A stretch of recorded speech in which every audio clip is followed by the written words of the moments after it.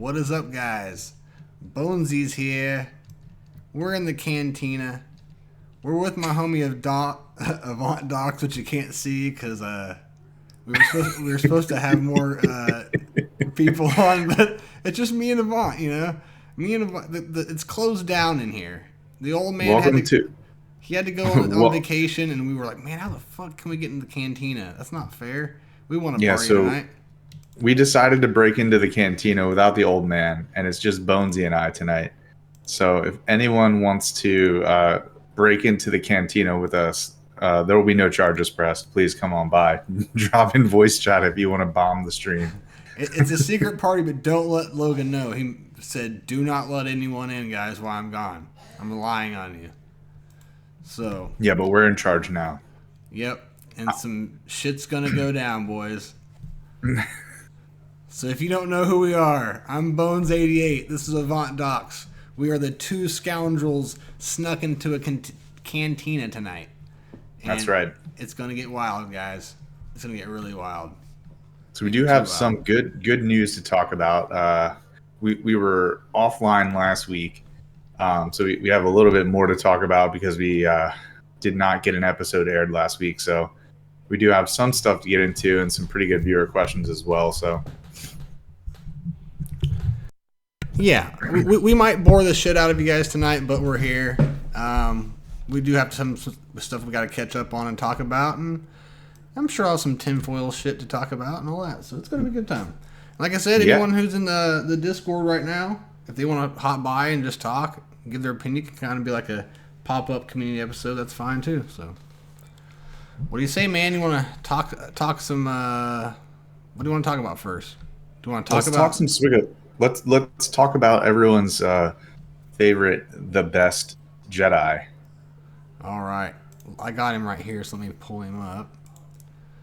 The bestest Jedi ever. And for those that don't know, he is not really the best Jedi, right? I'm trying to think of the actor's name. His last name is Best.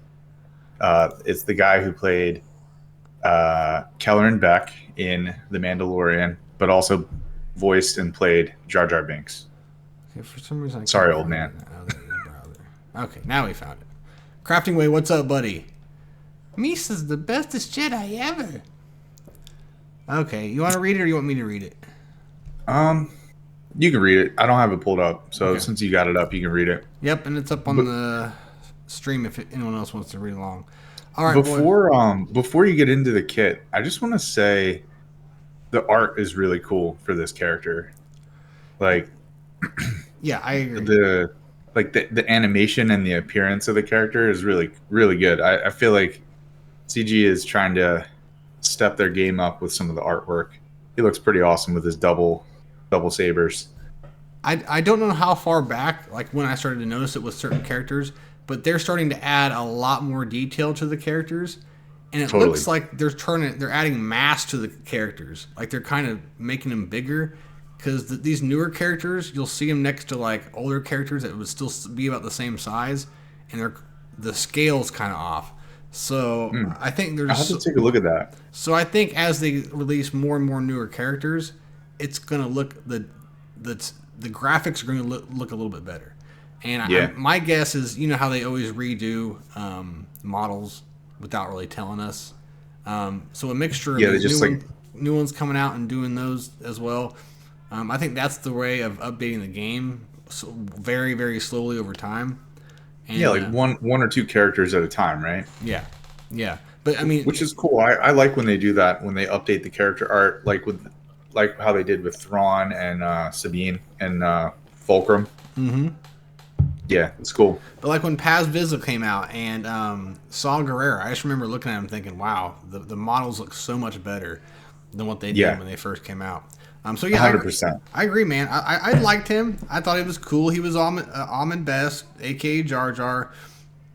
I like that he had two lightsabers. He's the one that saved Grogu. So when I first saw him, I was like, "Yep, we're getting him in Star Wars: Galaxy of Heroes." It just screamed out. But yeah, it's just a new Jedi we didn't know about, and guess what? We didn't know anything about him.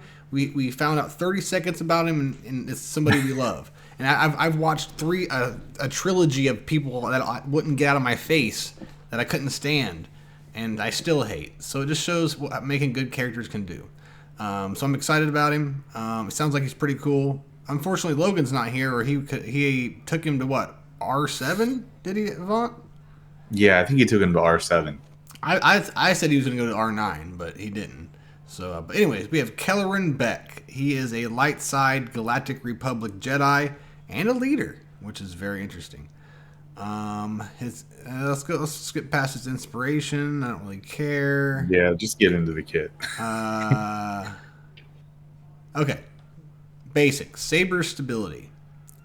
Once again, there's his animation. So yeah, he looks a little hunched over. It looks kind of weird how he's hunched over though, but still the animations are cool. He looks cool. Final text. Deal physical damage to target enemy and grant foresight to a random ally who doesn't already have it. If it is Kelleran Beq's turn, attack again.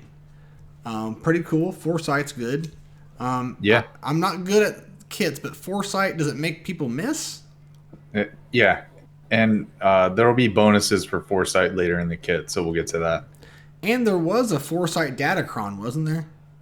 Yeah, that's expired, though. That was a Jedi Cron. Those are gone now. But that may come back around again someday, so remember that. See, look, I know. Yeah. I remember some things. Look at you remembering Datacrons and stuff. I'm having to step up. Usually you have Logan here to take in all the filler. Deal physical damage to target enemy. All allies gain offense up for 2 turns. Call all Galactic Republic Jedi allies to assist.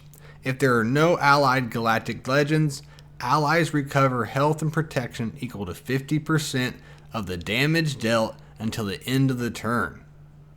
Otherwise, they recover health and protection equal to 5% of the damage dealt until the end of battle. Please tell me what they're talking about there, Avant, because I have no idea. Okay, so you're going to call Mass Assist. You're calling all the Galactic Republic Jedi.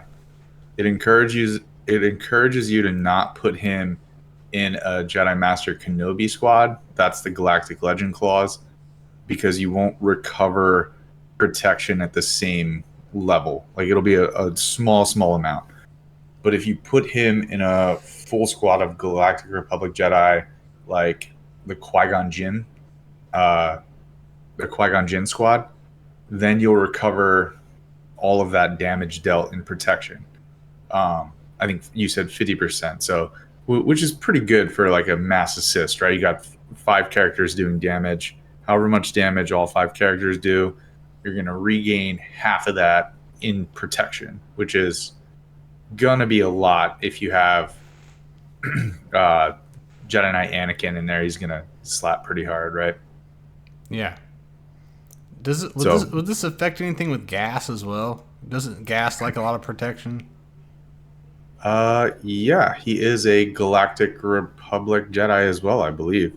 So I mean, that's I know that's interesting thought. Unnecessary to detach him from something. There might be a comp somewhere though, including gas, where he could go pretty crazy.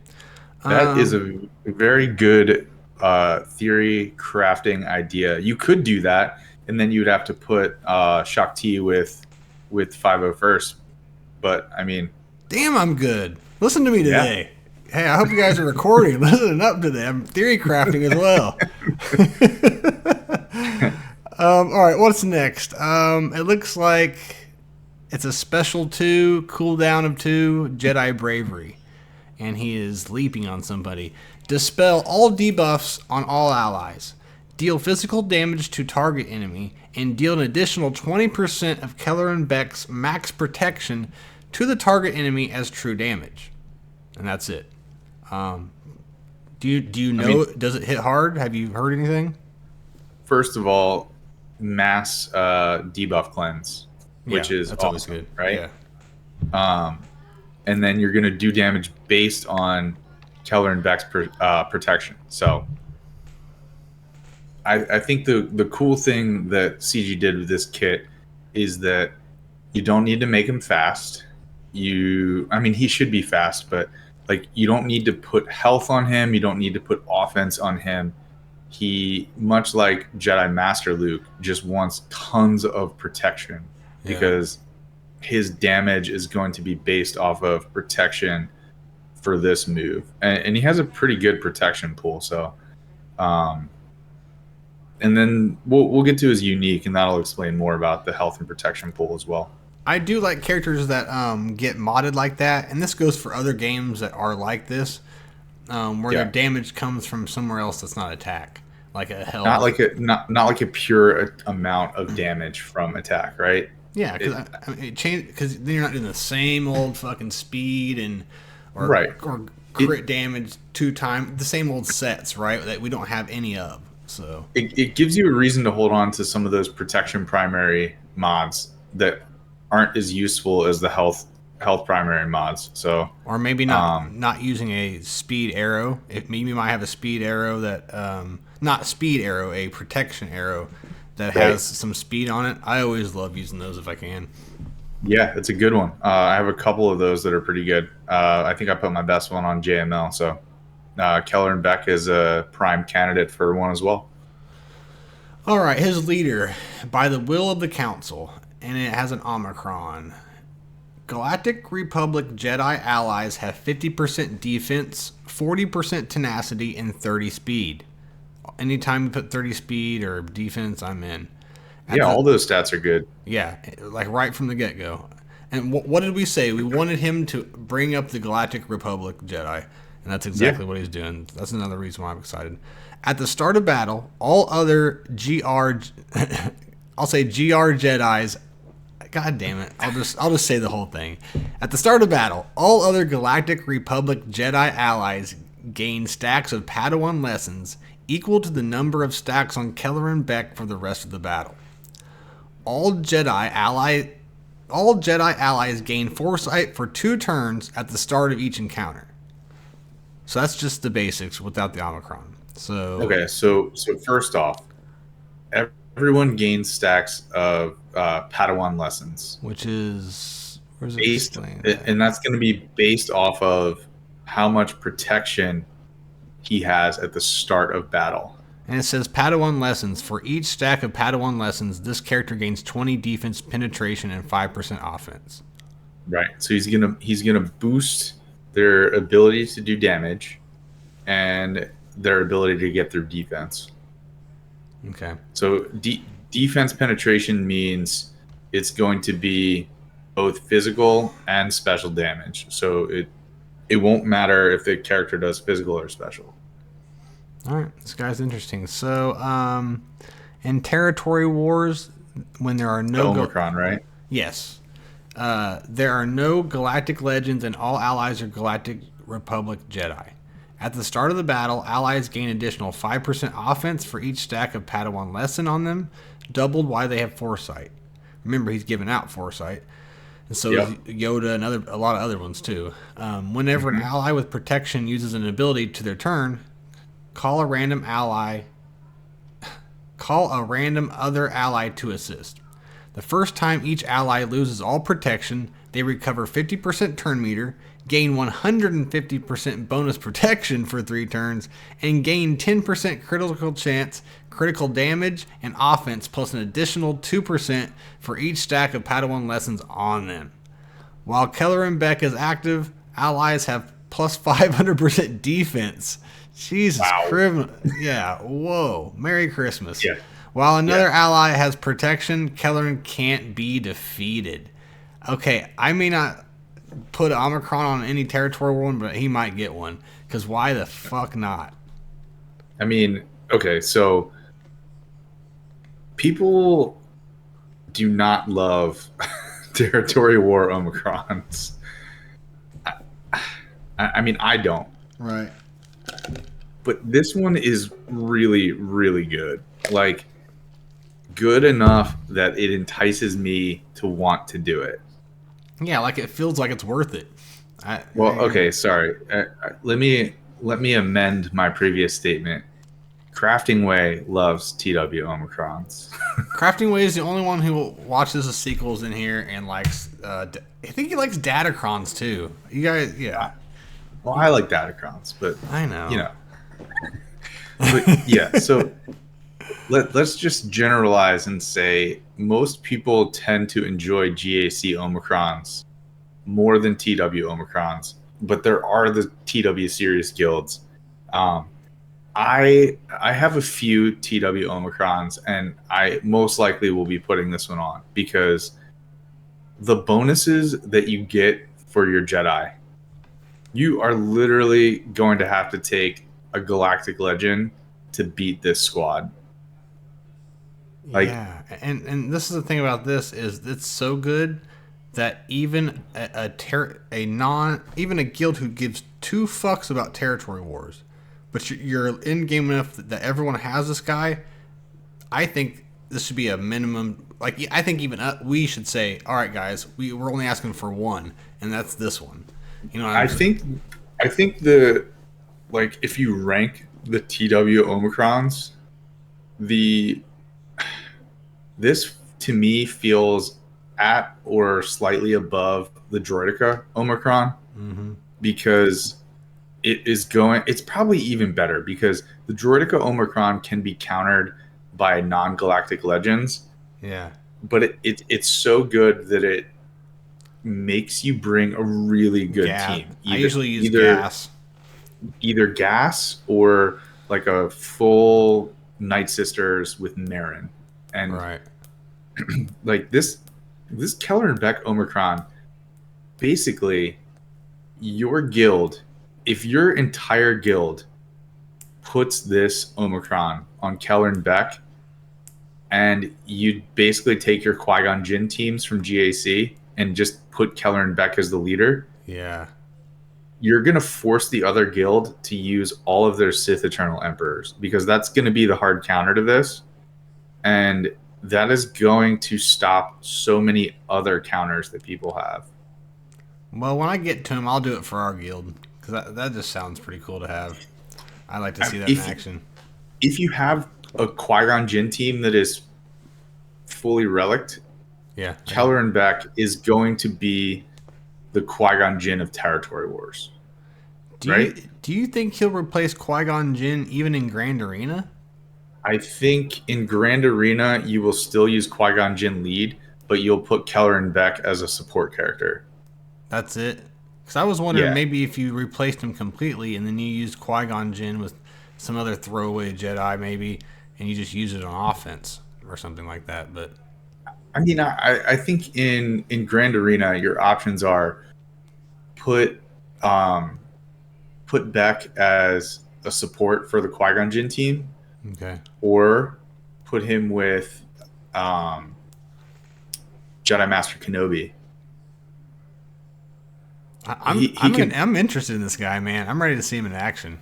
I mean, you're going to lose some of the bonuses on his special, but he's going to call a mass assist, which is going to help get Kenobi to his ultimate, right? Mm-hmm. Kind of the same way Padme's mass assist does.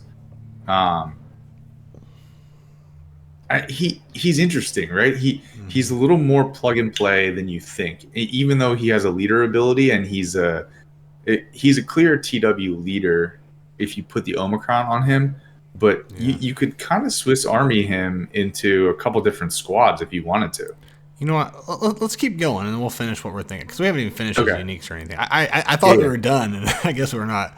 All right, his unique, the Sabered Hand. If all allies are Galactic Republic Jedi, Kelleran Beq loses 40% max health and gains double that as max protection. For every 10,000 protection Kelleran Beq has at the start of battle, he gains a stack of Padawan lessons for the rest of the battle.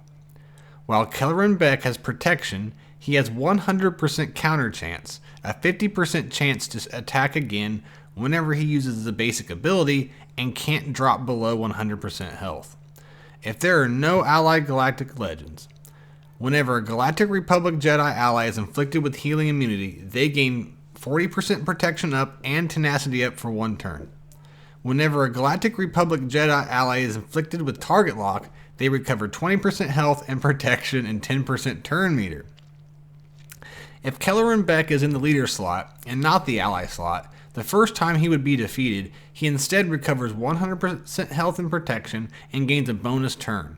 Otherwise, go ahead. Sorry, go ahead. I was going to say it's like a savior mechanic.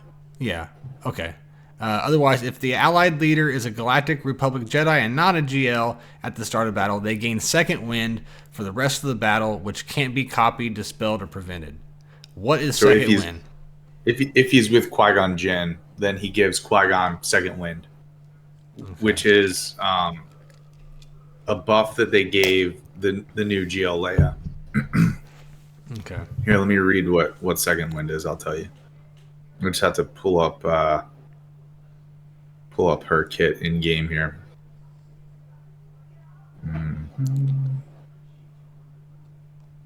Because give me a second while I figure out where the hell it is in this insane.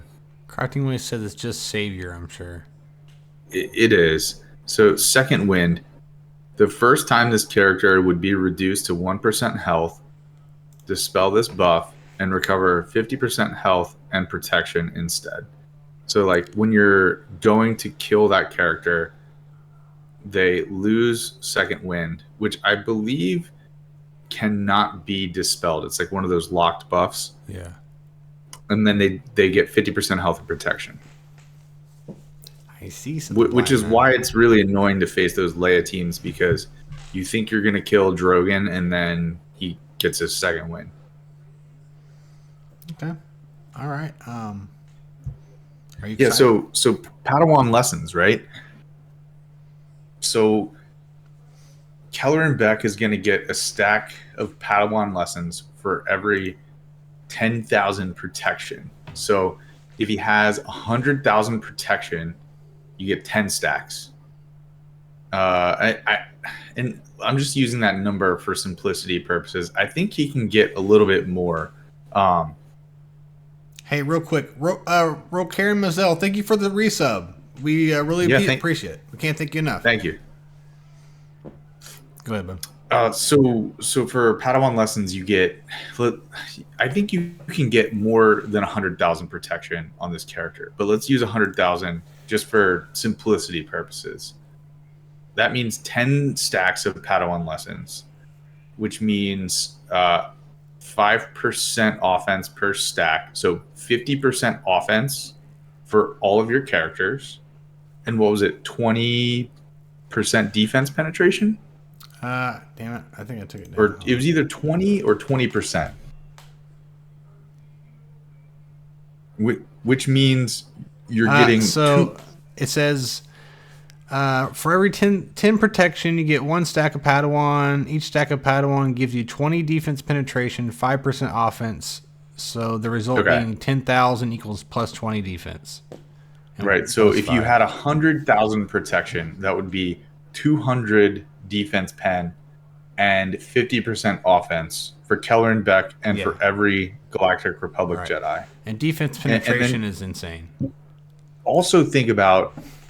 it's going to be more than 100,000 protection, right? Because at Relic 7, you're probably going to have that to start with, but then he's losing 40% max health and then gaining that as 80% protection. So he's going to have a crazy, crazy protection pool. And they also, the way they worded his kit, it looks like you can't take down his health until his protection is down, similar to Gas, right? When you attack Gas, you can't take his health down. You can only take his protection down, and then he kneels. And I think it's a similar mechanic with Kelleran Beq, where you can only take his protection first, and then you take down his health, and that prevents you from using characters with riposte or riposte. Riposte. Right? Because they will ignore protection and attack health when they attack out of turn, which is a good mechanic, but it stops that, right? Yeah, Brill, I agree. You got to put Cam in there, because if you can put that boost on top of all that, it's going to be scary, I bet. Yeah. Is there more to the kit? I think that was it. Maybe I'm wrong. Okay, so that's a good lead-in for like. Make sure. I think it was his last unique. I'm pretty sure. Yeah, it was. That's it. And so in the chat, Brill says throw Cam in there just to boost it further. And that brings me to like, okay, what squad are you going to use Kelleran Beq in? And I mean, do you have any idea, or do you want me to jump in with? Oh, go ahead, man. I mean, I'm just guessing, and you probably have a lot better ideas than what I do. So if it's Grand Arena, I think you're going to run Qui-Gon Jinn, Jedi Anakin, Cam, and then you're going to use Kelleran Beq. And then for that 5th slot, I think you have some interesting options. And it bases off of, it goes off foresight, because there's a lot of good foresight bonuses, right? So you could use Grandmaster Yoda, because he gives himself foresight and then spams all of his buffs to everyone else. And I think that would play really well with the team. You could also use Luminara Unduli if you have her Omicron for some ungodly reason. Yeah, but sure. I think that, I mean, it's an expensive squad, but I think that Kelleran Beq, along with underneath of a Qui-Gon Jinn Omicron with a Luminara Unduli Omicron, that squad is going to be menacing in Grand Arena. I don't think, and I think, I know this is your favorite topic, but I think it will stop the Bad Batch counter. Well, hopefully, if it's upgrading it, then it should. I agree. But I think with the Luminara Unduli Omicron, how she just keeps giving out the heal over time buffs, I think the mechanics will stop the Bad Batch counter. And if someone in chat wants to like correct me if I'm completely off base, to me that seems completely plausible. But what's I don't know. Qui-Gon's leadership like? Is it better than what's his name's leadership? Well, in Grand Arena, Qui-Gon's Omicron is his leader ability. I'm trying to find it. I can't find it on swugga.gg. Okay, so in the chat, Rukaran Mazel says the heal immunity and target lock clauses in his kit are there to stop Bad Batch. Hey, fuck them, right? We don't need that shit. But I mean, it's interesting because.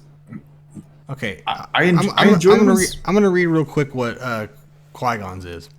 Jedi allies have plus 30 speed. They gain offense equal to 3 times their speed and gain foresight for 2 turns. So it's pretty much doing what what's his name's doing anyways. Right, but just in Grand Arena. And whenever but then in Grand Arenas at the start of battle, if there are no legends, all allies that are Jedi, all other allies instead gain offense equal to 30 times their speed, doubled while they have foresight, and can't be defeated while Qui-Gon is active. Qui-Gon Jinn can't gain damage immunity or stealth and can't be revived. When Qui-Gon Jinn is defeated, all allies recover 100% health and protection and gain 400% of Qui-Gon's offense for 2 turns. So yeah, I don't see him being the leader. I just wanted to see that for myself and anyone else who had the question, because I thought maybe Kelleran Beq's leadership was better, but it's not. It's good, but it's not good enough to override the Omicron in Grand Arena for Qui-Gon. Yeah, I wish they would kind of force it to where you have to make like two teams, like one with Kelleran Beq and one with I mean, you could use Kelleran Beq and then relic up all the other trash Jedi. Right? And that's what I was more hoping that's what he would do, where it would kind of force us to work on them. But it doesn't really seem that way, though. It seems like we're just kind of sticking with an already done Jedi team. If you want to put Eth Koth, Kit Fisto, and oh god, who's the other one? There's another like Jedi Guardian, right? And then maybe throw Yoda in there. You could you could theoretically make another Jedi team with that, but someday I might make a meme team with him or something and see how it works. And I'm gonna die. Yep. God, that's my least favorite name for any Star Wars character. I mean, supposedly the lore is they named him that for a reason. He's gonna die. I'm gonna die. That's kind of funny, I guess. uh, yeah, but I think Beq does some really interesting things for the Galactic Republic Jedi. We'll have to ask Logan like how he does in testing and stuff, but he looks really good in theory. We'll see how he does in the wild, right? Yeah, and which like sucks is he's been messing around with him. I think old man said he took him up to R7 already, and yeah, he been pushing it in our faces all week and everything. So I was ready to see his analysis about it, but he R9 somebody else. Who was it? He R9 fucking Beskar Gideon. The guy that he talked shit on all 3 months that we were waiting on him, and then he went and R9'd him. We'll get to Beskar Gideon. I gotta talk shit about Logan a little bit. Of course, yeah. All right, so what's up, man? Anything else to say about old K Beq? No, I'm intrigued with Kelleran Beq. I will farm his shards as soon as they're farmable, and I will most likely be putting his TW Omicron on because it looks really OP. Yeah, I might. We'll see someday. I want to. You're halfway in. Well, kind of picking back off there, there's a little tinfoil hat stuff to do with this character, actually. There's a Q&A about him, and I I always glimpse through these just to see if there's anything interesting, and there actually was. Yes. But it was mostly about Kelleran Beq, but at the very end, someone said... had to ask. They had to ask. I don't know exactly what it is, but like, are you guys going to bring Jar Jar to the game, or when are you going to bring him to the game? And I wish I could find it now, but Meathead's like, trust me, I'm doing my best to get him in here. Like, I'm just paraphrasing, but he's like, don't worry, I've already been telling the powers to be to get this legendary character or whatever put in the game. I love that he actually used that word, legendary. Dude, people were freaking out. They used a capital L legend. And then they're all freaking out about him being a galactic legend. Like, I want him to come to the game, and I'm like, I'm not that. No, he's not going to be a fucking galactic legend. No, come on, people. He's not. GL Jar Jar is dead. There's no way he's going to be a freaking galactic legend. But if he was, I would drop to my knees and laugh. And for 10 minutes at old man Logan, because I would still get him. It wouldn't make me that mad, but it would piss off. Lots of people would quit over GL Jar Jar. What do you think of him? Would he be like probably a marquee, right? That's what I see him being. It's just a marquee, just like Nisa was. Jar Jar? No. Well, maybe. I mean, if CG wanted to get real cute, they could release like a couple Galactic Republic marquees that do a I don't know what the right term is, but like kind of similar to like Beskar Armor Mando, where like 4 characters unlock a legendary character for some special event. I could see Jar Jar being that, because people love to hate Jar Jar, but I think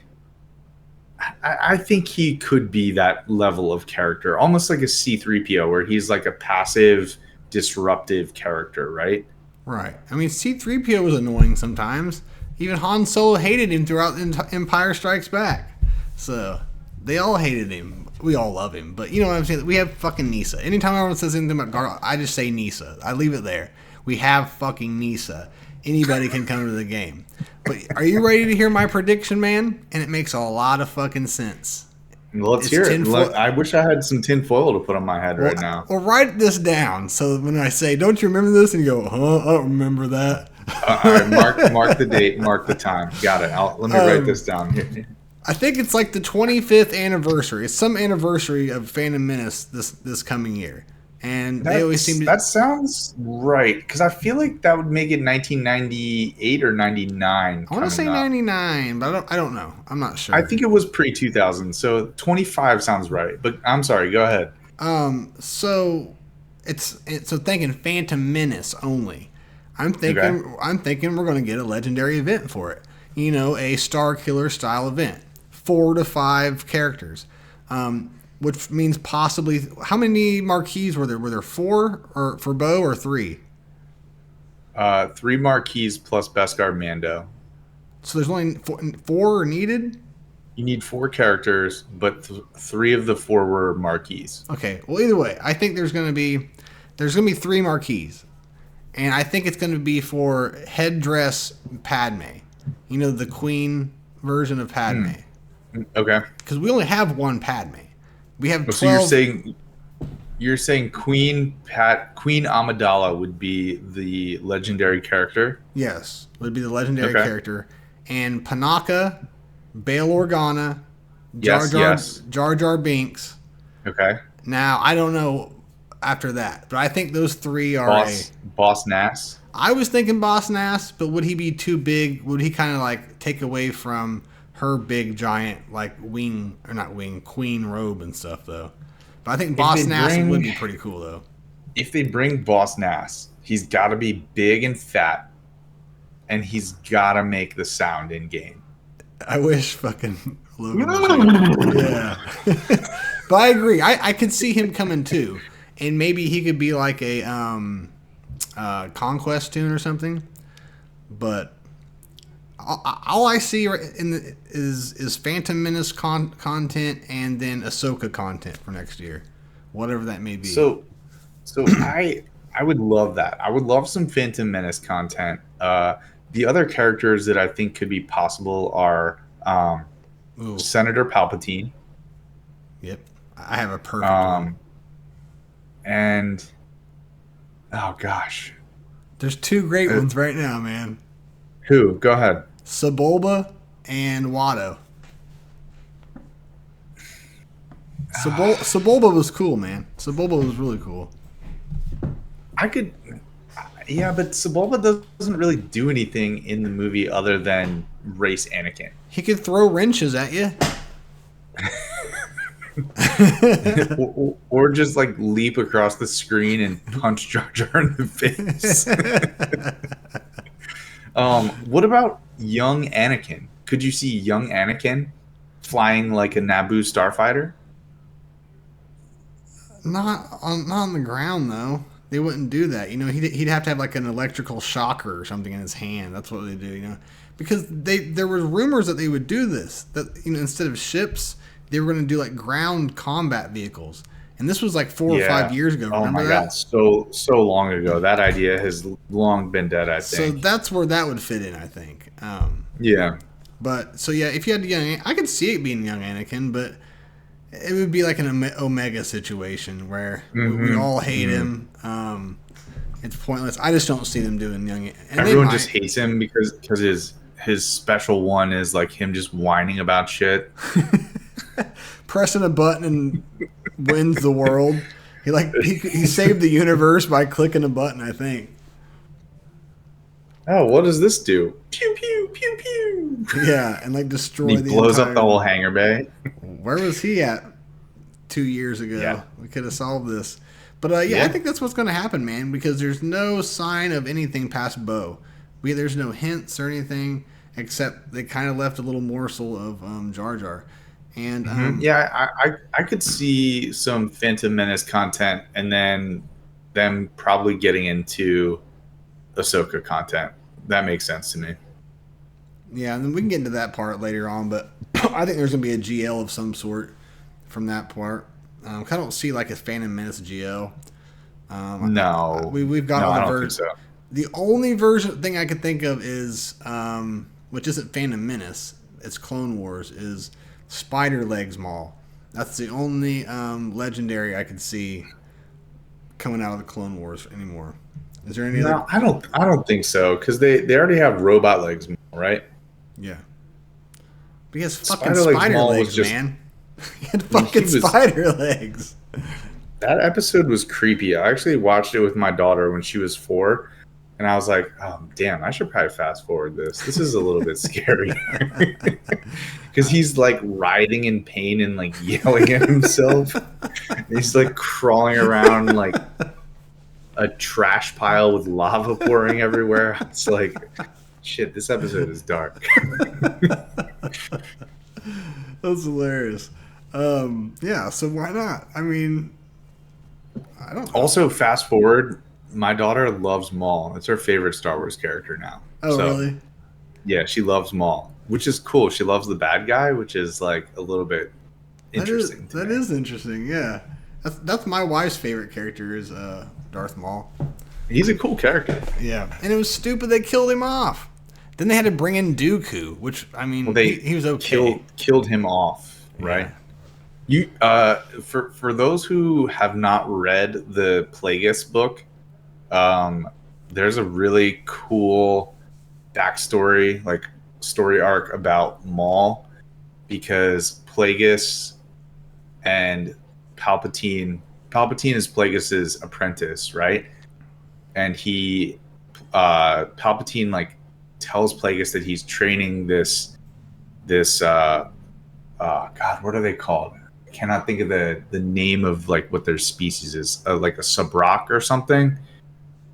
And he's telling Plagueis about how he's training this guy to be like basically a mercenary, but he's not really a Sith. He's just like a pawn.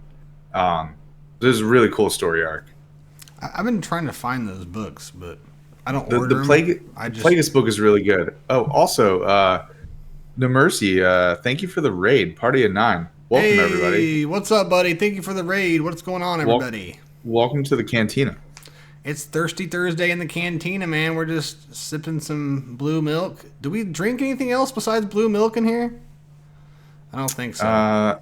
I do slide death sticks under the table, but Avant, the guys have been on me about that. They keep coming in here, dude. You can't keep doing that. I don't know what you're talking about. I don't know what you're talking about. I've already got, I don't know. You got the Coruscant underworld police breathing down your neck right now. Yeah, I've gotten so many fucking. I can't remember what the things, the pieces of paper they give me. But anyways, I'm getting too many of them, man. They're stacking up. But yeah. Old man Logan told us we couldn't throw a party in here, but we said fuck that. He got drunk, passed out. We got the keys, and now we're running things. Drink Bacardi, what's going on? You're drinking a 15% beer, Delish. Well, we're drinking 17% milk in here. So how do you like that? No, straight from the tit of whatever that animal is in The Last Jedi. Fred, straight from Luke's mouth, right into yours. Oh, Drink Bacardi, thank you for coming though. We're just giving you some shit. Good to see y'all. For all you newcomers here, we are the three scoundrels in a cantina. Let me see if I can drop some crap down here for you to see. If you want to go, we are missing one scoundrel tonight, but Bones and I,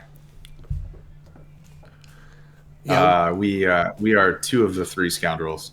We're holding it down. It's not exciting right now. There's more talk when there's three of us, but we usually have some guests too. We've had AP Gaines, we've had Celiac Sarah, Pico Burrito, God, almost everybody. But it's always a good time. Come by the Discord, keep in contact. Yeah. He goes, yeah, not coming back. All right, well, good to see you, man. Yeah, thanks for dropping by. Cheers. Okay, right. You got the sound back. All right.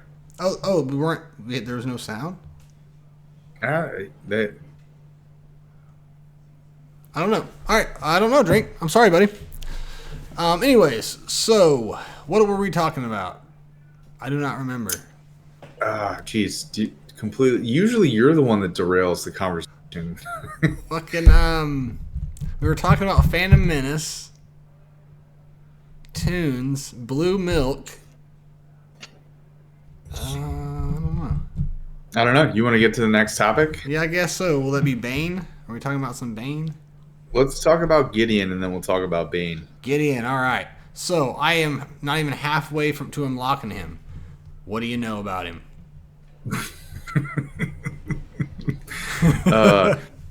So I would love to come up with a more simple name for Gideon.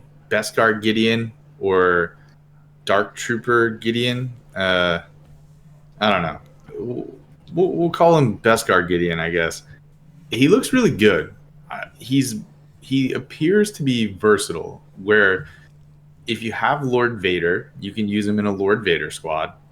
If you want to stack him with Imperial remnants, you can stack him with a squad of Imperial remnants, which unfortunately will kind of neuter one of your trooper squads. So you can't really have 3 full trooper squads. So if you take Gideon, Beskar Gideon, and put him with troopers, you're really only going to have one other trooper squad, which will probably be like a Veer's lead.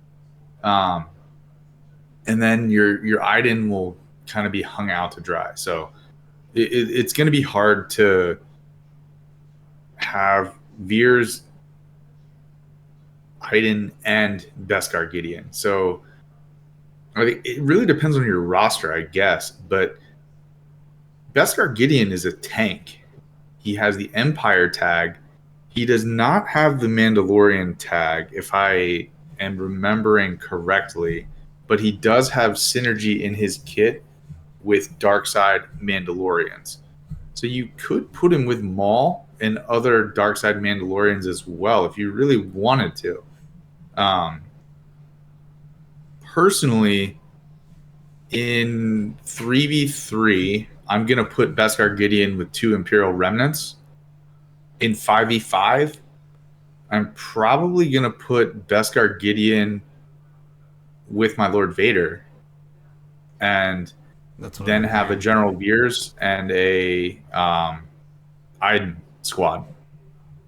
Yeah, that's what that's what I've heard a lot of people say they're going to do. Because then you can have Iden with Scout Trooper, because Scout Trooper really lifts Iden up.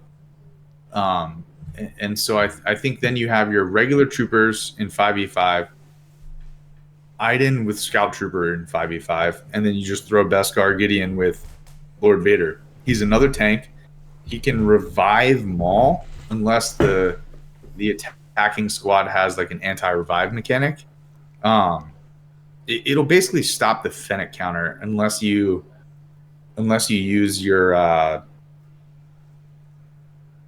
Mandalorian to disintegrate them. So if you don't have Vader, where are you putting him? If you don't have Lord Vader, I think you can slot him into a Imperial Remnant squad. It really depends on what you've got in your roster, though. Yeah, so he's just more confusing me than he is anything. So that's why I'm glad he's just far away for now. So, it is confusing, but I appreciate that there's options, right? Yeah. It's not like they release a character and they slot him to say, okay, he's going with this squad. He fits here best. Put him somewhere else if you want, but he's not going to get all of his value unless you put him in this squad. Yeah.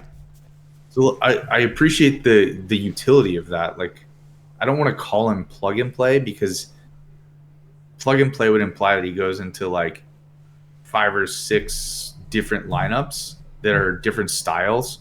Yeah. But he has versatility, which is good. So is he going to add that much to the LV team? Well, yes, because he's a tank. And so but there's already 7 tanks that go with that team. I know, but you can never have enough tanks. Yeah. Like, a good tank in this game is super valuable. But I think, unless you're countering. So if your counter does not stop revives, if you kill Maul, Beskar Gideon will revive Maul and bring him back. So it basically makes you attack Gideon, and it's hard to attack Gideon because he's a tank. So if he's LV, Gideon, Thrawn, Maul, and just another tank or something. Yeah. Royal Guard. That squad sounds annoying. I think it will really complicate your Fennec counter, because you get 1 disintegrate off the bat with your Mando, and you're gonna have to decide, who do you disintegrate? Do you take out one of the tanks? Do you take out Maul?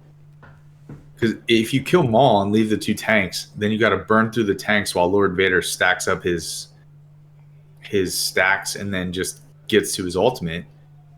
Or do you disintegrate one of the tanks and then have to go through the other tank while Maul just wreaks havoc? And I mean, it's interesting. It makes the Lord Vader counter have more layers to it, and it's not going to be... I don't think that you're going to see as many Fennec Shan counters to that squad. Interesting.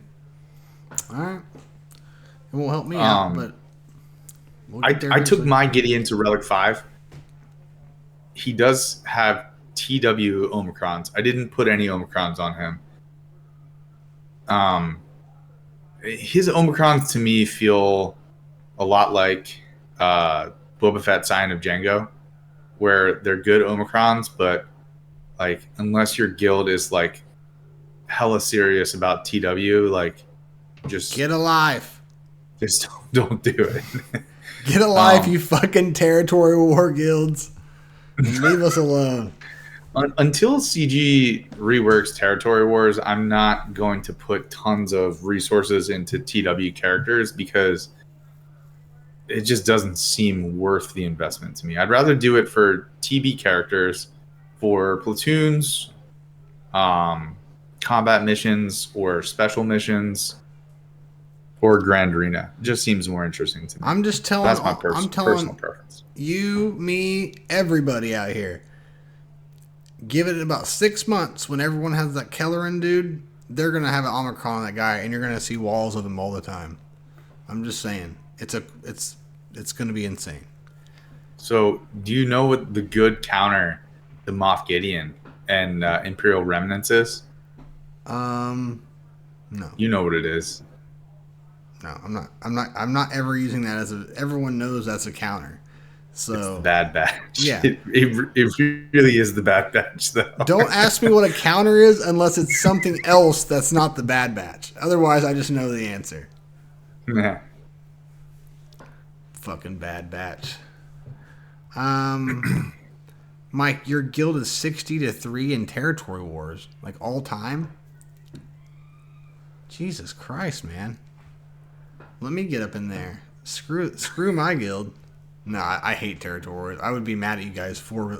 I was gonna say you would get into that guild and be like, "Fuck, I hate this. I don't want to." I don't even know why I wanted to go over there. I just heard you were good. You'd be in a TW guild and they'd be like pinging you, be like, "Bones, we need you in right now. You gotta attack this squad. We need you to use this counter against this squad right now. Where are you? Where are you? And you have to be successful. You've lost 3 times. You die. Who preloaded this squad? What the fuck? And dude, you'll feel like a fucking idiot, man. The whole fucking guild will be on you. They won't let up. Yeah, I've been that guy a few times. Or I've definitely been the guy that goes over the inch for the preload. And I don't know if they know it's me or not, but I'll be like sitting in the back going,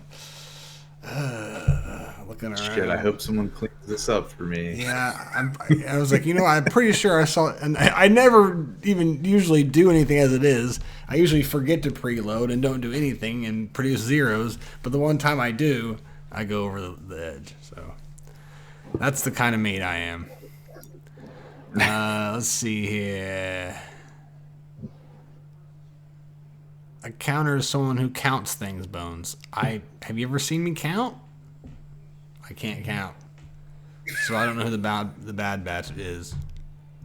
So Badger, you asked me, we just discussed this on my stream earlier today. You asked if I'm the king of Kyber 2 or 3. So I was the king of Kyber 3 for a long time.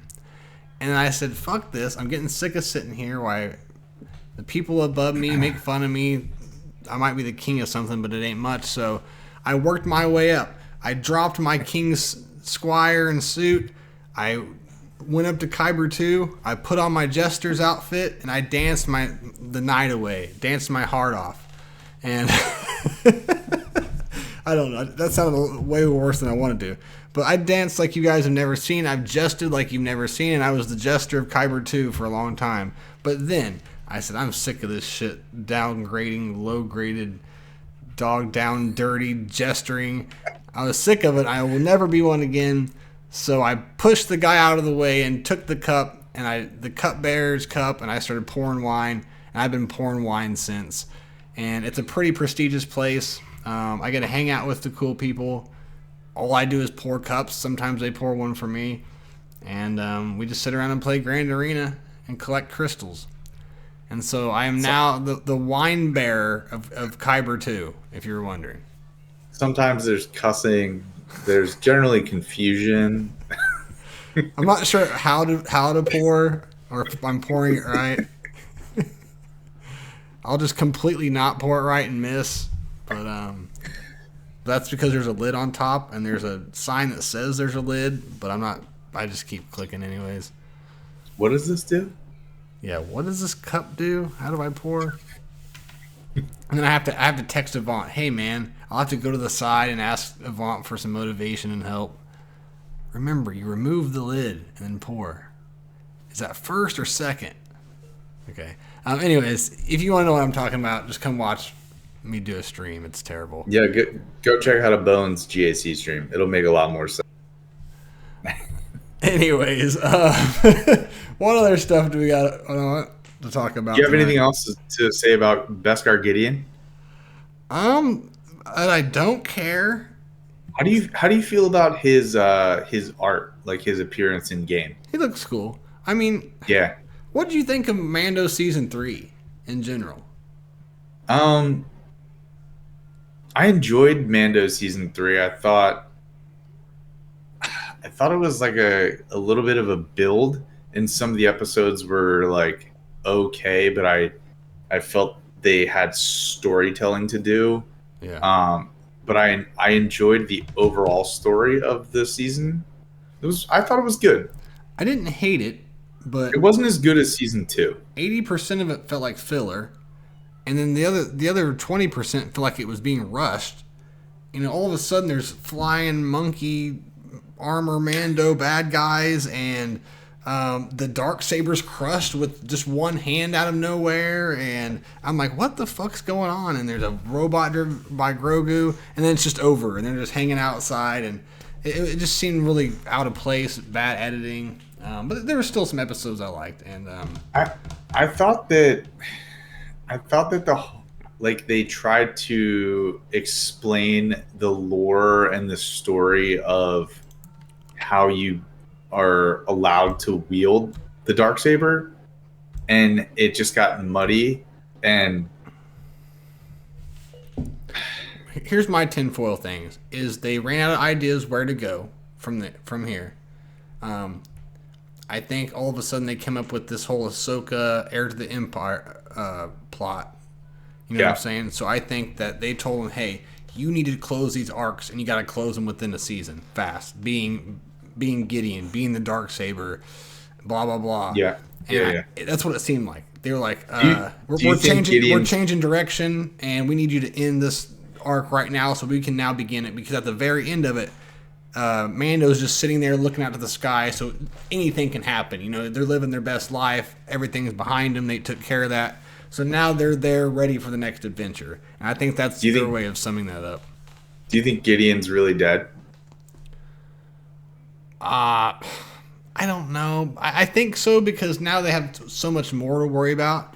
Now you have Thrawn and everybody else. In classic Star Wars words, no one's ever really gone. Right. No, you're right. Yeah. That's the first thing you should ever say. They cut Darth Maul in half, and he lived. Yeah. Meanwhile, Qui-Gon Jinn got stabbed and died. So I mean, yeah, he could come back. But I'm not going to do that on this stream tonight. I'm not going to go down a plot hole poking rabbit hole where I talk about how events don't make sense and how certain people die from this, but other people survive. Oh, and Disney's made it worse than every fucking show. Oh my god, they have made it so complicated. It's like, yeah. Just stop giving plot armor to people and let characters die and develop the story and move along. But then Move along. like in Solo, they killed the one chick and the forearm guy. I loved them. The girl from Westworld, the Beckett's wife, and the forearm creature guy. They were in it for 20 minutes and they killed him. And I was like, I really like those guys. I think that's why I enjoyed Solo and Rogue One so much, because they put characters into the movie and the characters died. Yeah. They told the story, the characters died, and you weren't like, oh god, this person's not actually dead. Like you also can't kill Han Solo and Luke in ways that no one likes. You got to come up with tasteful ways to kill them as well. You know. I mean, you could, or you could just write a story that doesn't have those characters. Like, write a new story. Right, but I'm saying if you're going to kill them, you just got to come up with something that's better than exhaustion, or something for Luke Skywalker. He's went through so much. He died because he broke his hip or something. Like, come on now. Or let Leia die in space and not Mary Poppins her way through space. Like, come on. Right. You know how you could have made Last Jedi a thing? Have him not teleport there, actually go to the sandy, salty place and fight Kylo Ren.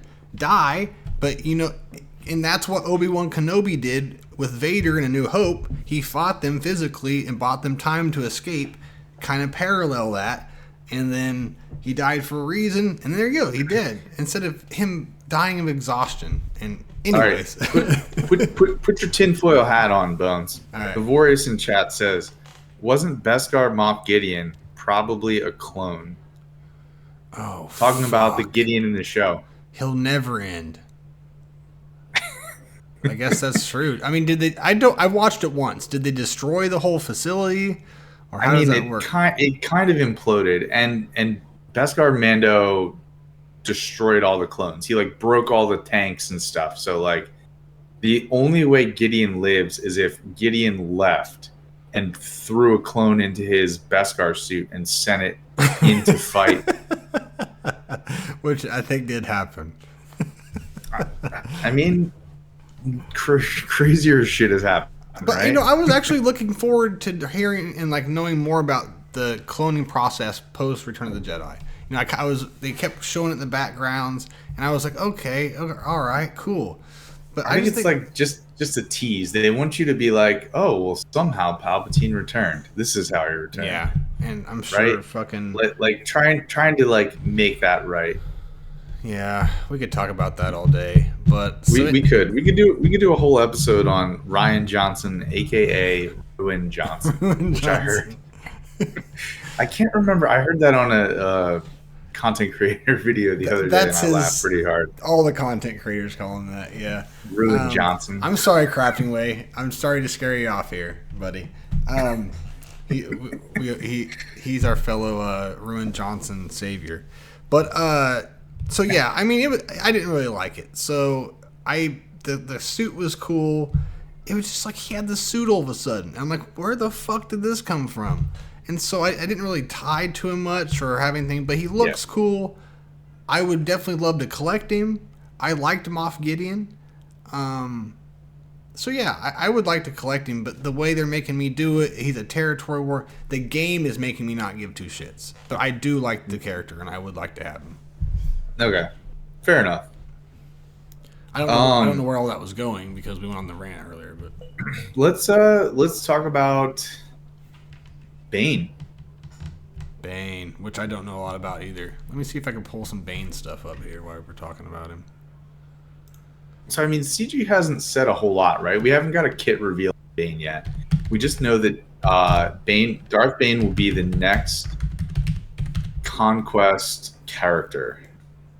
And they hinted that he could either be a counterpart to Sith Eternal Emperor, like, I guess if you want to call him a lifter, or that he could field a squad of leftover Sith. So Darth Bane was the Sith who created the Rule of Two in the height of the Sith Empire. Basically saying that all of the Sith were trying to kill each other, and it wasn't working because they were consuming each other, and that there should only like only two strong ones should be alive. And so he created the rule of two. And someone correct me if I'm wrong, but I'm paraphrasing as to what Bane did for the Sith. But he was a part of the Sith in like the height of the Sith power. Okay. I'm clicking on pictures here of him. But so that was what, thousands and thousands of years ago, correct? Yes. So the cool looking one is like I'm showing on the screen right now. Is thousands that of is years the ago. cool. Yep. Now the one that we're getting is the Clone Wars version. Now I'm not. So has that been confirmed? I think so. I think that was their inspiration, is what he was saying. I don't know though. But that's him there. So the only canon version of Bane is from the Clone Wars. Yoda talked to Darth Bane in one of the episodes and basically learned how to be a Force ghost. And so I've never read the Bane trilogy of books, which Disney bought Star Wars and then decanonized the Bane trilogy. And they were like, this never happened. Yeah. I don't know. This is where I wish Nev was here, because Nev would be like the encyclopedia of this. Yep. I feel like. No, you're right. He would be able to tell us everything, and I bet you would hate this version as well. No, he would be able to get us on the lowdown. That's what I mean. With just two of us, I don't feel like there's enough knowledge that can be slung around, but. I think the idea of Bane is really interesting though, because he was a very powerful and he seems to be like a very thoughtful mastermind of the Sith, right? Mm-hmm. So Crafting Way says in chat, he eventually rose to ranks and then set in motion a plan that killed every single Sith except for himself and his new apprentice, which sounds a lot like Plagueis, right? Or like a very that's what wise Thanos would do. That's true. But like, kill the weak, save the strong. And the idea that the rule of two leaves two Sith, and then the master is always more powerful than the apprentice. Teaches the apprentice things, but always remains more powerful. Until the apprentice somehow becomes more powerful and then kills the master, becomes the master, and then gets their own apprentice. So it's like an interesting cycle of power, right? So Jack says he went and found Darth Revan's holocron, wanted to learn how to transfer consciousness. That sounds cool. Did he ever do it? I think so, because that's how Yoda talked to Bane. Because he transferred his consciousness into another object or a holocron. And that's how Yoda talked to him. Huh. But, like, for Swigo purposes, I find this character to be really interesting, right? Because Bane can pair with Sith Eternal Emperor. And then you have Sith Eternal with one other character who's not Watt, right? Mm-hmm. And so the two of them could just wreak havoc and do awesome damage. And if you don't have Sith Eternal, then you could throw Bane into like a squad of leftover Sith, and he can lead the Sith into some kind of usefulness. But I feel like if you can pair him with C and then put Watt somewhere else, that will make C a lot more useful. Yeah. No, I think that'll be cool, man. Now, he's one I am excited for, and I will be pushing for Gold Crate if I can. So, I'm hoping we get a kit reveal. I mean, we have to get it next week because the following week Conquest will start, which means his character will go into the game.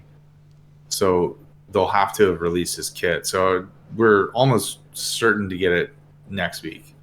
Unless they do some weird, unorthodox, like, weekend release, but I don't see why they would do that. I could see him doing around Thursday or something for the I, holidays. I think we'll get it Tuesday or Wednesday next week. That would make a lot of sense. Yeah, because they got to get their shit done so they can go home for their holiday Yeah, break. I mean, I think they have everything mapped out. They're already like sending stuff out. Yeah, because they did the update too, which Yeah. which had those light speed bundles. Man, are you freaking Right. out about them? I know you're not, but everybody else. No, I think it's good. You want to talk about the Lightspeed bundles a little bit? Yeah, I just thought it was funny because they're supposed to come out today, and dude, everything on my Facebook, on my Reddit, on my Discord, where are they at? Where are they at? Man, they're supposed to be here. They're supposed to be here. Where are they at? They forgot. I think they forgot. You know, it's just like settle down, guys. They'll be here eventually. People are fiending for the Lightspeed bundles. So we'll have to skip this later on because I already read a viewer's question. But one of the main things I want to talk about these, man, is we all agree these are great. I think this is the best thing you could do for everybody.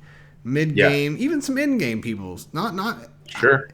Someone was making fun of me because I said I was in-game with 4 or 5 GLs and all 3 GL things. Someone was laughing at me and go, yeah, more like mid-game. I'm like, well, I do everything in-game. So, you know what I mean? So I consider myself in-game. If you've gotten everything... Mid-game to me is like you're 4 to 5 million GP. You've just cracked hard conquest.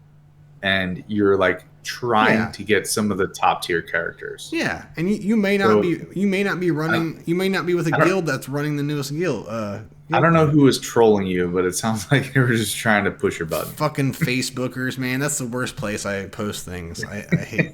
I quit posting things on Facebook. But so yeah, even for in-game people, these packs are great. But here's something that's bothering me that people are now doing. People are like, well, I could farm this, but maybe in 7 years that they might have a pack for it. So I'm just going to put it off. And it drives me crazy. And I want to tell people, like, don't put it off because there might be a pack in there. Just because a data mine pack that said Lightspeed Bundle 4, you don't even know what that is. It could be, like I said, it could be for the Phoenix. It could be for Ewoks. It could be, it could be for the CLS event, which is like Farm Boy Luke and fucking what's his name. It could be anything. And so I try to tell people, like, don't not farm something just because there could be a light speed pack out. You know what I mean? And if you're that guy that farms something and it comes out right when you're finished it, well, that sucks. But, you're going to appreciate it either way because you worked on it. You're still going to have fun with the characters that you built up. But, if you've been in the game and you played the game right, these light speed bundles probably aren't going to help you. A lot of these things that might help you is be like, well, I have a couple... Let's say there's 6 characters that take everyone to R5, and you have 2 of those characters that are Gear 12. And maybe you have a bunch of them that are like Relic 1 or something. You know what I'm saying? One that's Relic 3. It still might be worth $20 to buy that pack, even if it doesn't do anything but take them all up to Relic 5 for you. It's still worth that. But it depends on what the value is to you personally. But ultimately, like, these $10 and $20 packs are great because they're taking, depending on what the pack is, you're taking like 5 characters to Relic 5 for $20, or you're taking 10 older characters to Relic 5 for $10. Like, the value is in what it's worth to you, but taking these characters, giving them all of their Gear 12 pieces, their Gear 12 finishers, which includes Kyrotex, and then all of the signal data that you need to take them to Relic 5. This is hundreds of dollars worth of stuff right there. It's very, very valuable. And I think if you consider what things in this game cost, these packs are tremendously valuable compared to other things. No, I agree. Man. If you want to spend, these types of packs are great value. That's what I was about to say. Every one of them that I've seen, I needed them or whatever, and I had the money to do it, I would spend it as soon as I turned the phone on. I would buy these because they're such great value. All of them. And I think these packs are a good way for CG to get new players in, catch new players up, and make them feel like they don't have to farm things for 4 years to get to a mid-game point, right? Yeah. You can buy several of these light speed packs and catch yourself up.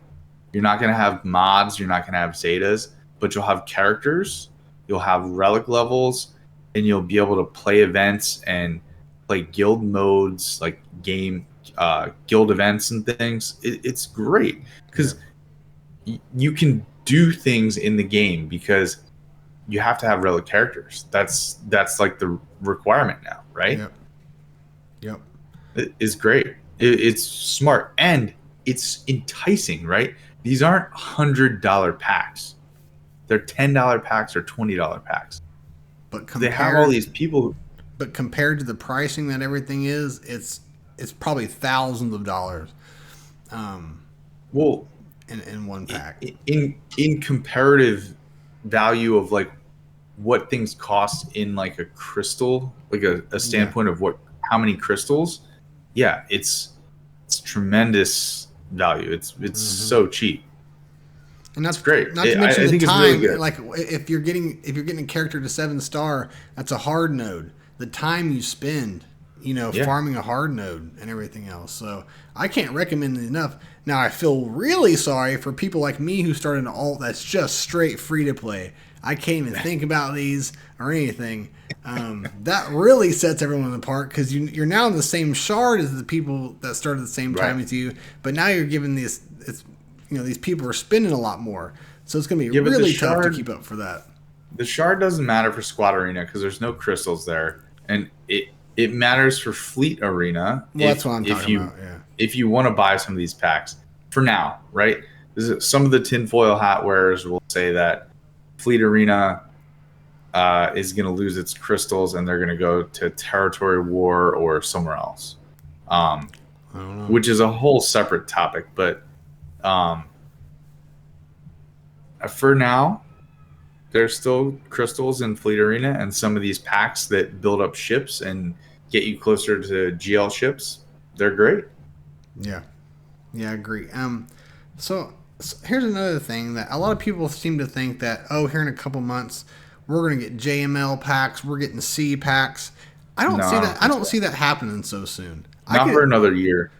I mean, I see it for a whole nother year, not like this coming year. Like I see it, it's going to be a long time before you see a brand. Now you might see the Ray and Slacker ones come back and forth. Yes, but I don't think you'll see ones for C or JML at least a year until after the first Ray Slicker packs came out. Yeah, I see it being a very, very long time before that happens. Yeah.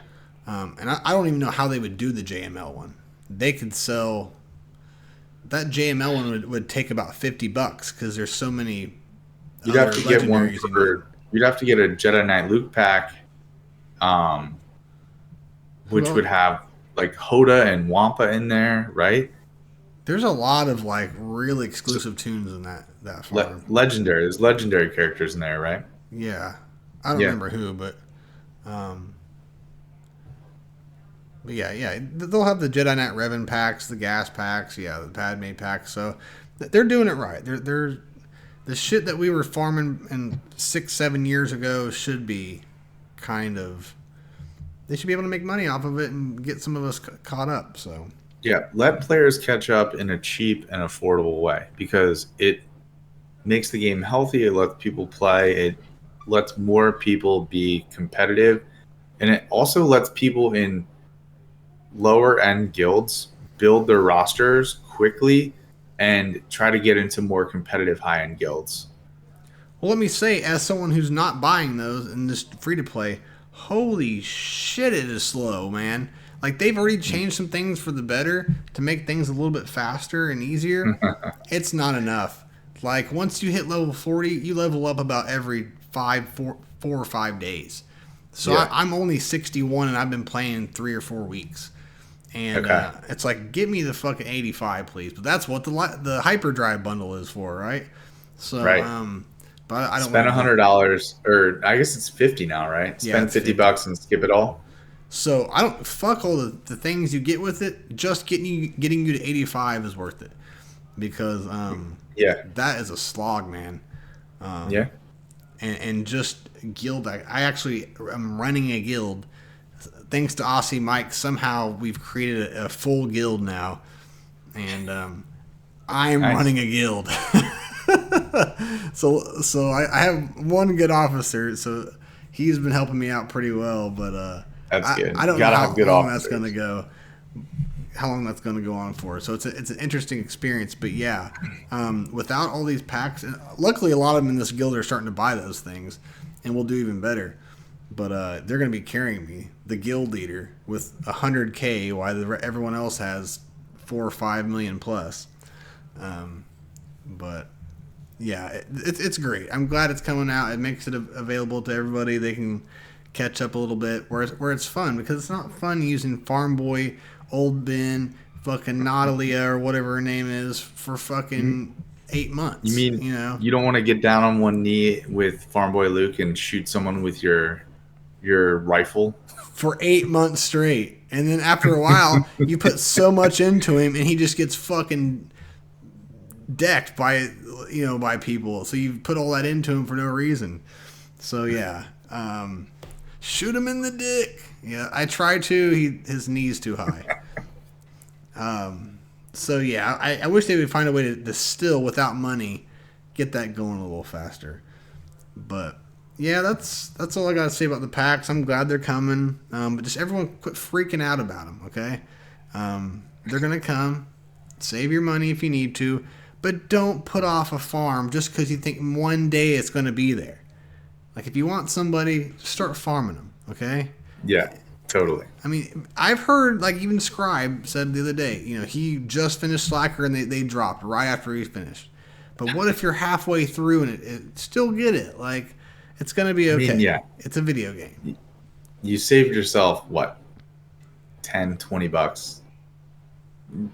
You got a little bit of a headache for the pain and the grind you went through, but, like, it's a game, right? But I think this is also a question that we can skip later. He asked, like, should we, when something comes out, should you chase the newest thing or should you go back and chase something old? You know what I'm talking about? It was a question. Yeah. Well, do you have anything else you want to talk about, or was there anything else that went on this week? I don't think so. Last couple weeks? I don't think so either. I think we covered most of it. So yeah, let's just go ahead and do the family's questions, answers, whatever it's called. Yeah. Podcast comments or questions. First one is from Aussie Mike. So with the Kelleran Beq kit release, will this be Bones' new favorite character, or did he do the kit? Well, that's the reason I told you guys Jar Jar was coming, so obviously I knew I had a little inside. And yes, I did the kit. Did you not read the kit? It's fucking OP as hell. And did you not hear? It might be my first Territory War Omicron. Fuck yeah, I love him. Fuck yeah, I wrote it. Tell CG thank you. Tell CG you want Bones to write more kits, all right? Hashtag Bones needs to do more kits more often. If you can, please. Hashtag. Then his follow-up comment is, I think if the next Toon comes out with some anti-Bit Dynasty mechanics, we will know the answer for sure. I don't know if I comment this, but I said, if we can get a kit that can fucking stump Bit Dynasty, I will take a loan out and I will whale him to R9 right now. You said, if there's a Toon that can stump Bit Dynasty, I'm all in. Yeah, I'm all in. And that's what Kelleran Beq will do. Just watch. Bit Dynasty, I'm watching you, man. I'm watching every move you do, and I learn every move. So when you come at me, I already know what you're going to do. Love it. Next question. Extreme Makeover Alderaan. Datacrons. Better to take 10 up to level 5 or push a few up to level 7, 8, 9 and leave the rest at 1 or 2? Do you have an answer for that? Are you asking me? When you said Datacron, I started reading the chat. I thought this is all you. Personally, I think if you ask Logan this question, he'll say take 10 of them to 5. Or I'm sorry, he'll say to take them to level 7, 8, 9. He takes them all to 7, 8, 9. Personally, I take like a handful of them to level 9 to get the level 9s I want, and then I focus on the rest getting good level 3 and level 6 abilities. The ones that I want, the ones that are useful. But for this most recent set, there's not great abilities. So like, and the stats aren't great either. So just, I don't know, do what you want to do with this most recent set because it's not that awesome. I agree. This was a very frustrating set. It's an underwhelming set, and I'm okay with it being underwhelming, to be honest. Yeah. I just what I kind of do is that there's a few that I know that I'm supposed to get. Not that I know that I want. I just like been told, oh, you need this and that. I'm like, okay, so I'm gonna go look for that. So I do pretty good at finding the 2 big ones pretty easily. But I'll hit it till 6, and if I get what I want, might re-roll the 6, and if I don't get anywhere close, I'll just go to the next one and get a 6 until I find what I want, and then if I like that one and it's towards what I want for the 9, I'll do that. But if it's looking really shitty towards the end and I got a lot that I needed, yeah, I kind of go to like 4. Yeah. And then by the time I start doing 4s, I'm already running out of them, so I can't do that many because I'm just broke. So I don't know. I have no idea, to be honest, what the best way is. Because some people go to 3s, just do a bunch of 3s. Yeah, it depends on the set. I mean, if there's a good level 3 ability, then yeah, you want to get a bunch of 3s. And then you pick the ones and level them up. Yeah. Next question is from Brill Council. Brill asks, how difficult would it be for CG to just let Bauschle's Omicron be functional for the new raid and just allow Bausch to be used in the new event? What the fuck, you cash grab motherfucker? At least refund the Omicron materials if we can no longer use it. Or Omicron could easily be reworked if needed. Yeah, I don't have much to say about that, but I agree. I think an easy solution to this is if these raid character Omicrons are going to be short shelved, then make the cost of them less than 20. Yeah. Or refund them after a certain point, which I don't think is the right answer because you apply the Omicron and you get the use and you get the value of it.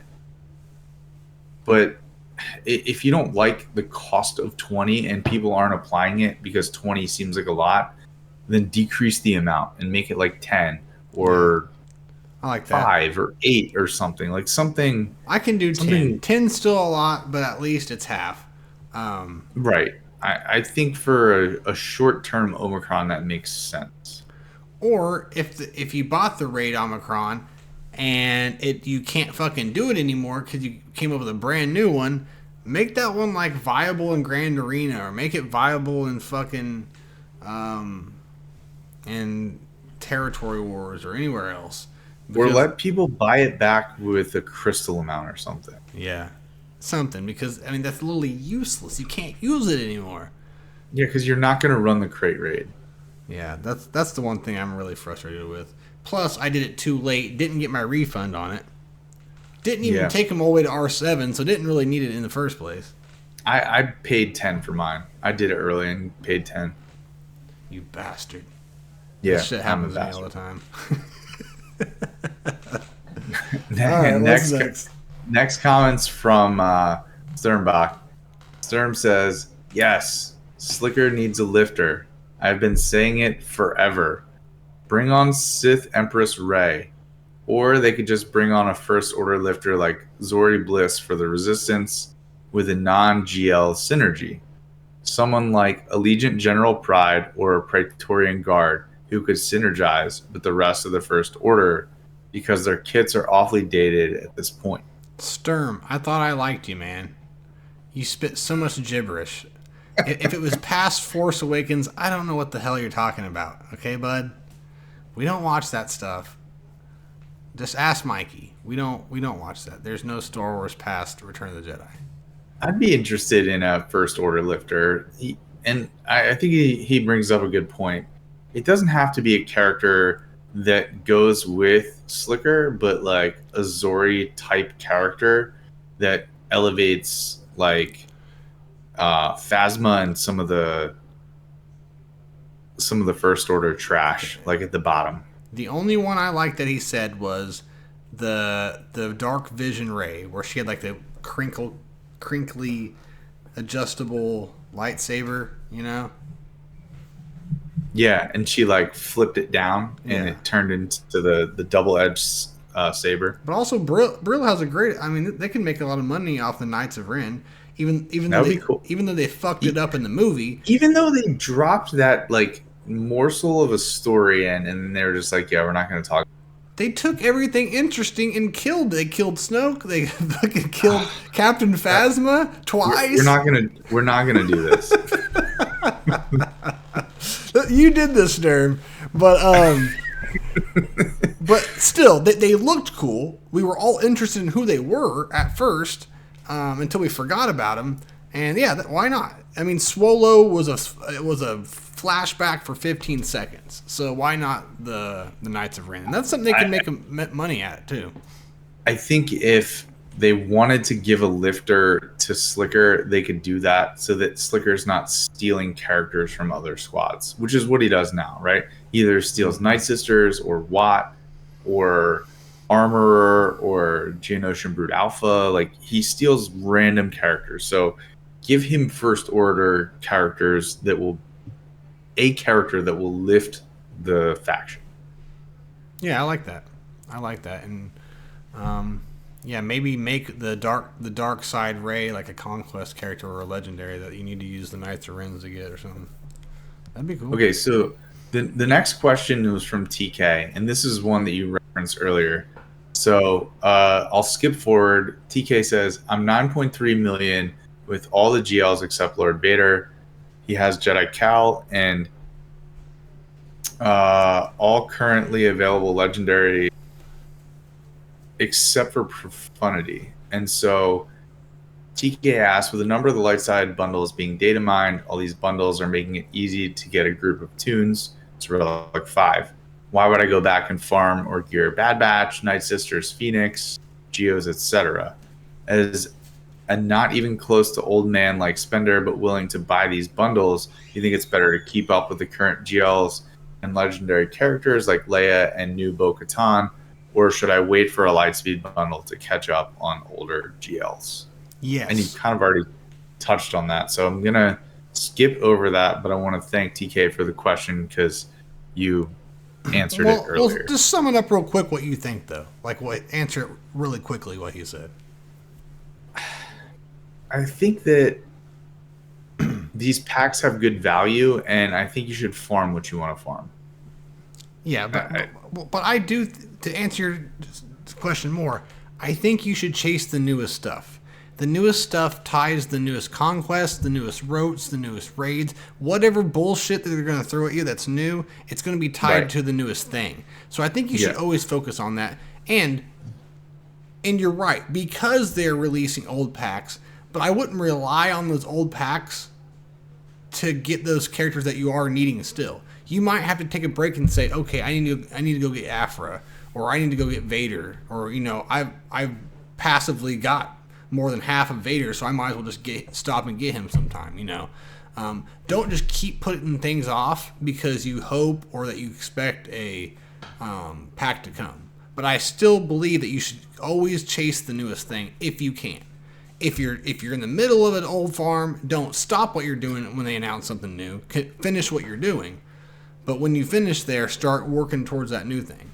Because for the longest, I'll work on an old thing, but as soon as they say, Leviathan, I stopped, went Leviathan. Leia, I went Leia. I finished what I was doing, I went Leia. So yeah, that's all I have to say about that. The chat is wild right now. What are they talking about? Snoke titty? Imagine the clone milk coming out of that. Okay. Jeez. I gotta scroll because we had a little bit of conversation going on. That was my fault. Thread. And TK's fault. Next question is from Leipana. Leipana asks, I think that the Lightspeed bundles are great, but do you think I'm going to let you pronounce this word because this viewer would like you to pronounce it. I got to find it real quick. Your face might go off the thing. Where is it? God damn it. And I've been trying to say it all week so I could sound cool, and I don't remember what it was now. Where the fudge is? Well, not all week. It's if you go to the questions for the week, it's like right at the bottom. I know. Homogenization. Boom. Wow. Not my mind is blown. Not homogenization. Is that what you guys thought I was saying? Now, I want old man to read that. That's who I was thinking of. But no, it's homogenization. Kanan. Kanan. And he calls Ezra Urza. Urza. Well. Urza Bridger. I'm so glad he's here and he can't say anything back. All right. Okay, so the question is, do you think that the homogenization of accounts that buy them is a bad thing? And then they also say, I also kind of want to hear Bones try to say this word. Yeah, what was the question? Are great, but do you think so like what does that even mean though? I said it right, but what does she mean by that, or he or she mean by that? God, now I'm gonna have to look this up because I don't. Let me look it up. We'll do a little stream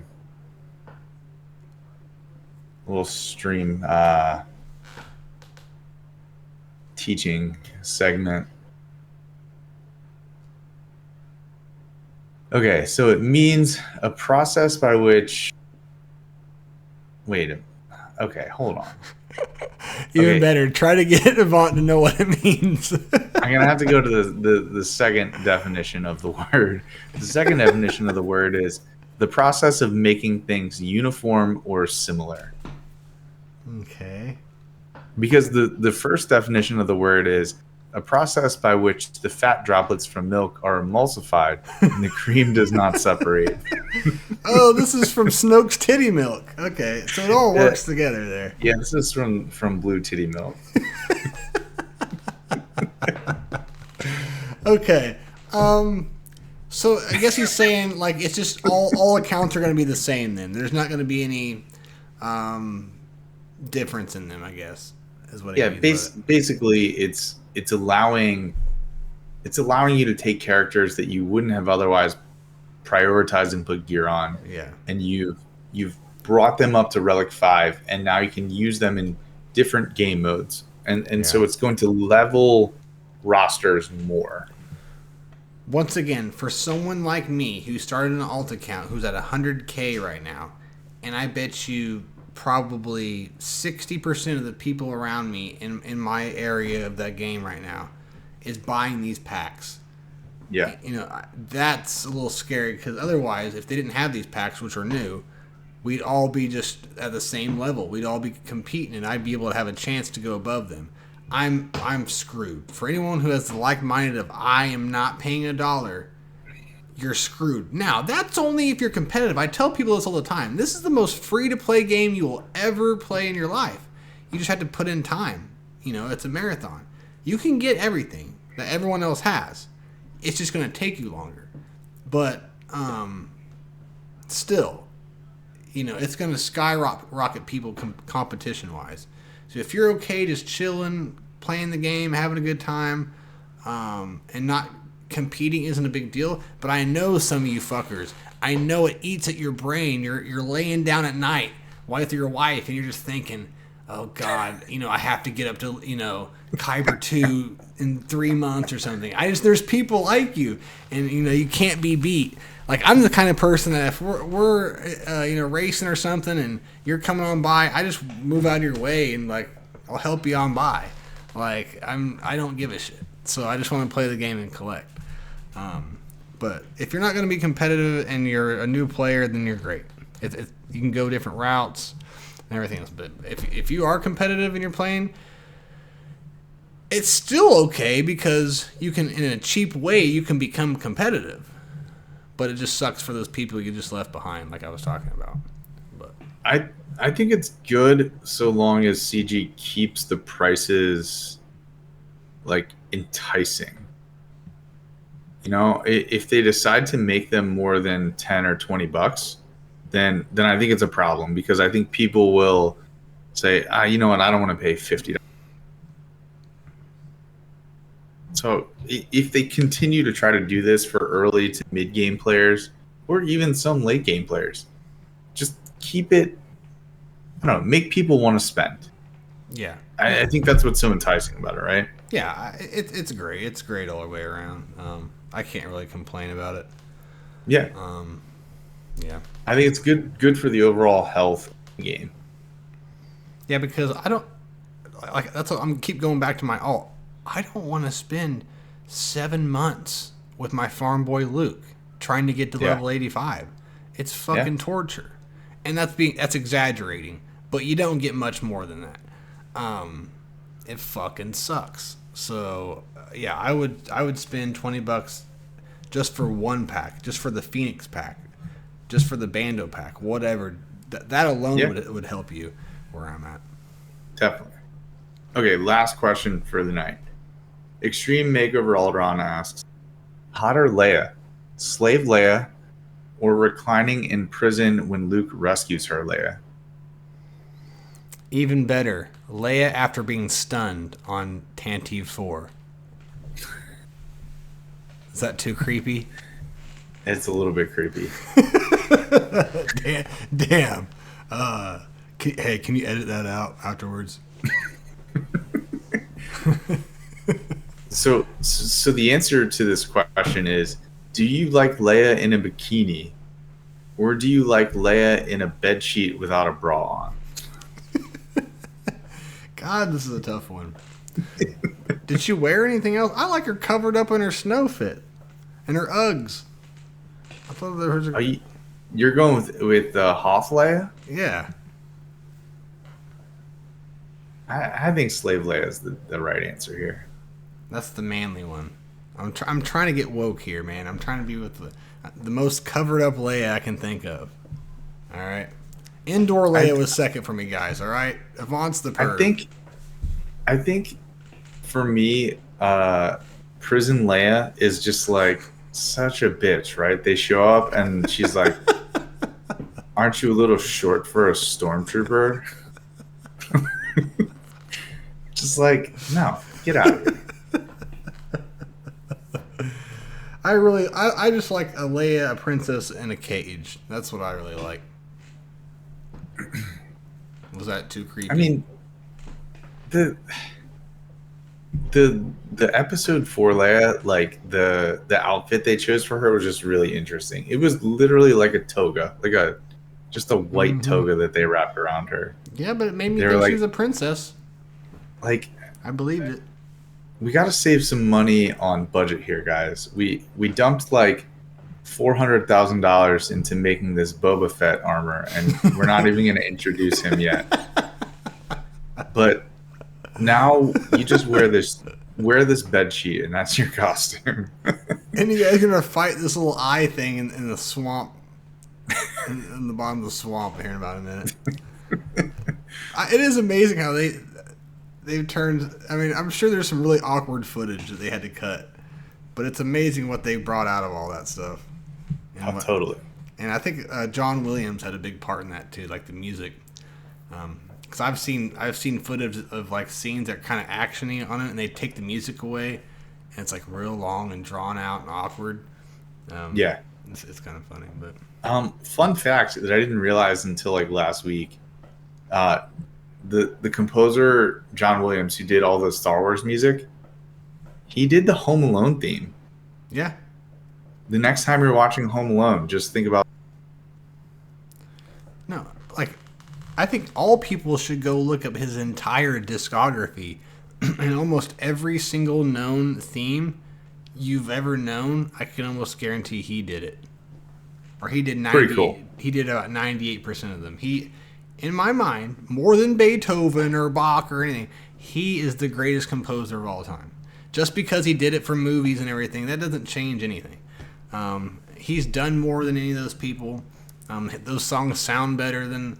Yeah, I think he's the greatest composer of all time, but no one's... I feel like you're going to get some hate in the Discord for I know, and I have. Every time I've said it, I've gotten hate, and I'm like, prove it to me. I can about list 1,000 songs that are better than the entire discography of any of the ancient Roman fucking, weirdos that made like 8 songs that were like 20 minutes long. I promise you.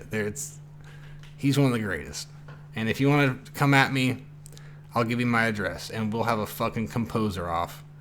Come to Discord.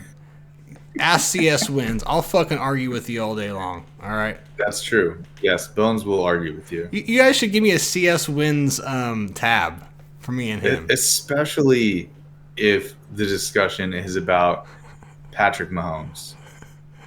And I am not even going to get into it with you right now about this. That's for Tuesdays, man. You got to come on our other pod. What's funny is we were doing a football podcast, but the Chiefs, the Raiders, and the Steelers, which are all 3 of our favorite teams, have begun to suck. Yeah. And somehow, magically, just none of us 3 can come back together to do it. We haven't been able to do a podcast in about 5 weeks now. So maybe I'll come on as a special guest and we can talk about my boy DeVito, Mr. Right. Cutlets. Well, what I'm thinking is since we haven't done it so long, we'll start it back up on. Will they make it to the playoffs? The Giants? No, definitely not. Well, you're not going to want to be part of that show then. I don't know.